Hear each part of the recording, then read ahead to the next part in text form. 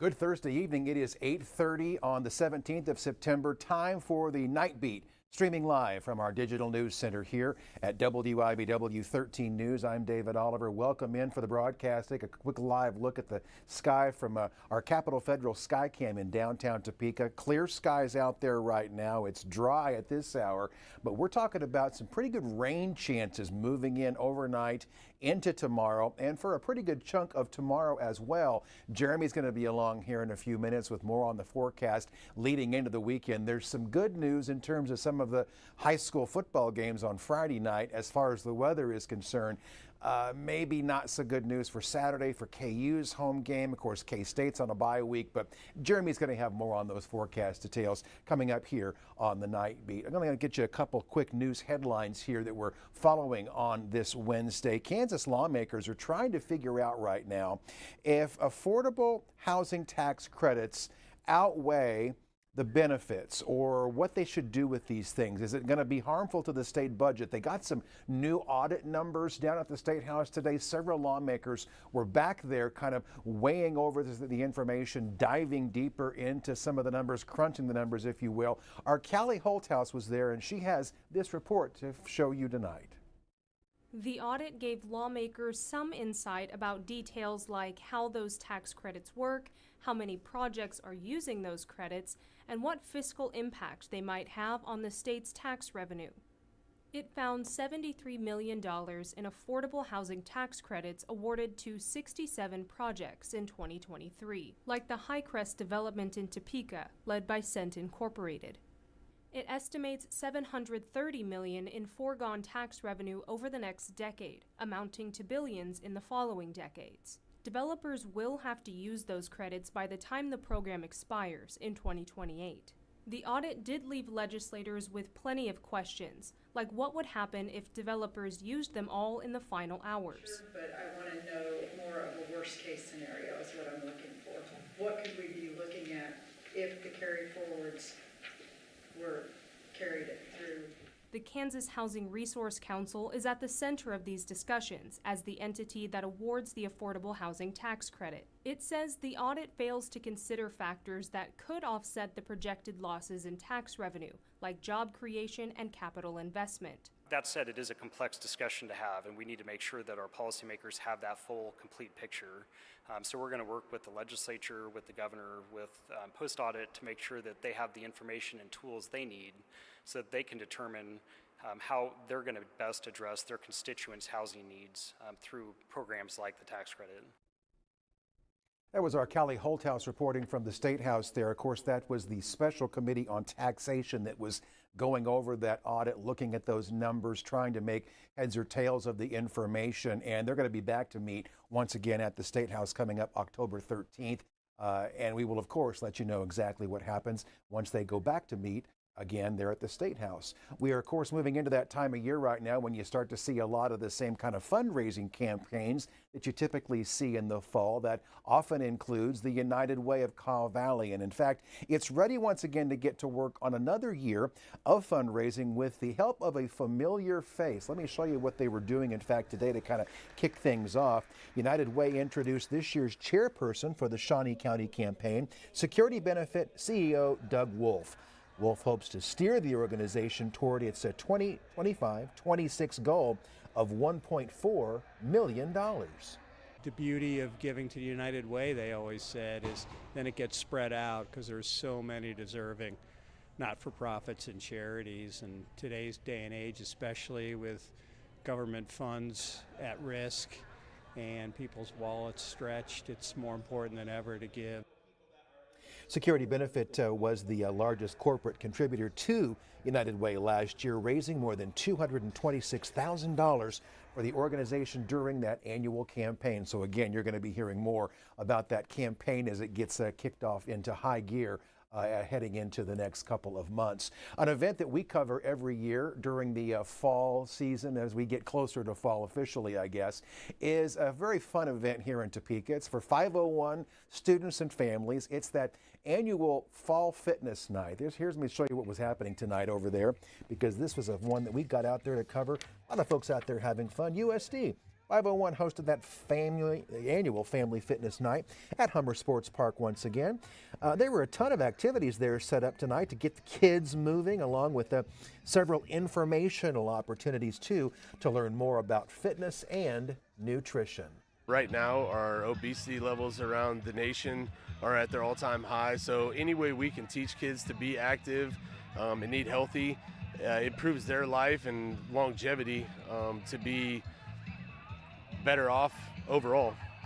Of course, hundreds of kids turned out there for that very fun event. They do this every single year over there at Hummer Sports Park, and the weather worked out just great for it. As you could see, sunny skies there, clear conditions, no rain to speak of at that point, but that is not going to be the case later this evening. My friend Jeremy is going to be coming up here in a couple of minutes on the Night Beat, after a 1-minute break, in fact, with more on the forecast into the weekend. He's got some big rain chances moving in overnight and into a pretty good chunk of tomorrow. Stay here. We're back in just 1 minute. You're watching the Night Beat.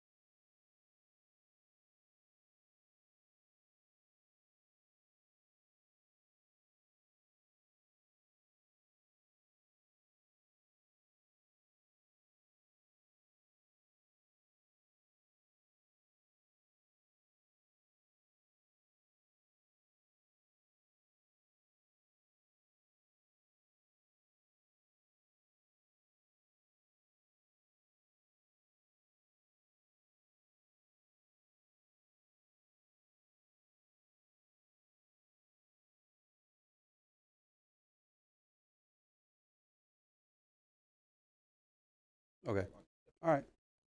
All right. Thanks for joining us here on the Night Beat. I'm just figuring out my microphones here. We're all good. There's a live look outside and speaker right now. Everything calm. We are likely to see some scattered rain late tonight across northeast Kansas, and scattered rain likely through the day tomorrow as well. So be ready with the raincoats and the umbrellas at the bus stop tomorrow morning for the kiddos, because it's probably going to be soggy. Live look outside downtown Topeka now from the Capitol Federal Sky Cam Network. 74 degrees. The winds are officially calm at Billard Airport. Officially a calm wind in Council Grove as well, as we look out to the south from Morris County. Temperature in the upper 60s already in Emporia. 74 Topeka. As check out the radar, there are isolated rain showers still in Greenwood County, the southern part of Lyon County, and expecting to see rain expanding in aerial coverage as the night goes on, mainly developing in central Kansas and then moving this way. You can see a few storms, even severe storms in south central Kansas, and the energy should start spilling our direction as the late night rolls on. Your supercast late tonight into the early morning hours, the rain becomes more widespread, with the thunderstorms probably waking some folks up in the middle of the night. And again, the bus stop and the ride to work tomorrow morning, your rush hour commute, probably going to be soggy. So be ready for that. Severe weather risk is low. If we do have any severe storms, it'll be hail the size of a quarter, probably worst case. Here's your first alert 8-day forecast. Rain is likely on and off tonight into tomorrow. Tomorrow evening is going to have a round of rain most likely. Rain is out of here for Friday, leaving us a nice day for all your high school Friday night football games. You can, of course, watch those highlights on KPZ, Kansas Prep Zone, on 13 News at 10 Friday evening. Saturday could bring more scattered rain to the area for the KU Jayhawks football game over in Lawrence. And the first day of fall is next week on Monday. Stay with us. I'll see you on 13 News at 10. David will be right here in a moment on the Night Beat.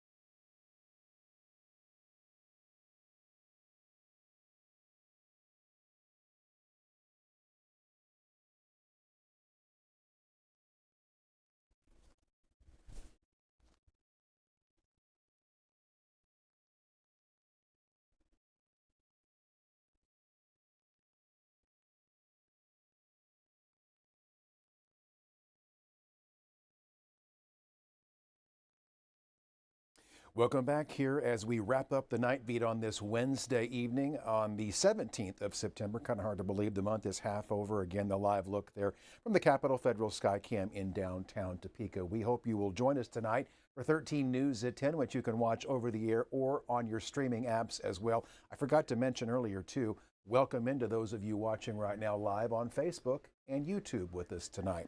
Again, coming up on our 10 o'clock news this evening, Victoria Cassell, my co-anchor, just got back from a school board meeting for USD 383, the Manhattan-Ogden District.